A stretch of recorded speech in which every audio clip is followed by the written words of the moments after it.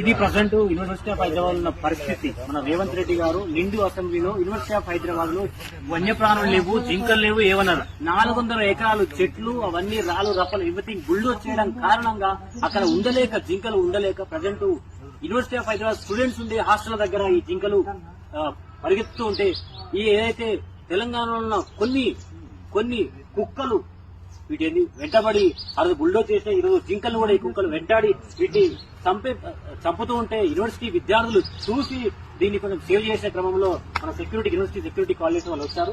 దీన్ని కొంతవరకు ఇదే జింకలు ఇలాంటి ఎన్నో ఇన్సిడెంట్స్ జరిగినాయి. ఈ ఇన్సిడెంట్స్ జరిగినాయి, ఫారెస్ట్ ఆఫీసర్ కాల్ చేసాం. ఆ ఫారెస్ట్ వాళ్ళు కూడా తీసుకుపోయిన ఇన్సిడెంట్స్ చాలా ఉన్నాయి. కానీ మన రేవంత్ రెడ్డి గారు మాత్రం అసలు జింకలు లేవు అని చెప్పారు. ఇది చూడండి, ఇది రేవంత్ రెడ్డి గారు దీన్ని అబ్జర్వ్ చేయాలి.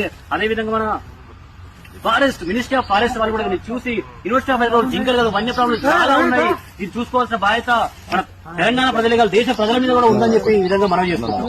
అసెంబ్లీ సాక్షిగా ముఖ్యమంత్రి గారికి ఇలాంటి జింకలు కనబడతలేవు. యూనివర్సిటీ ఆఫ్ హైదరాబాద్ 400 ఎకరాల ఆ భూమిని బుల్డోజ్ చేయడం కారణంగా ఆ జింకలు ఎక్కడ పోవాలో తెలియక యూనివర్సిటీ విద్యార్థులు ఉండే హాస్టల్ దగ్గర పరిగెత్తి తిరుగుతూ ఉంటే ఆ కుక్కలు ఎలా అటాక్ అయ్యాయి. కుక్కలు యూనివర్సిటీ టీం కూడా దీన్ని రెస్క్యూ చేశారు. నిండు సభలో అసత్యాలు ప్రచారం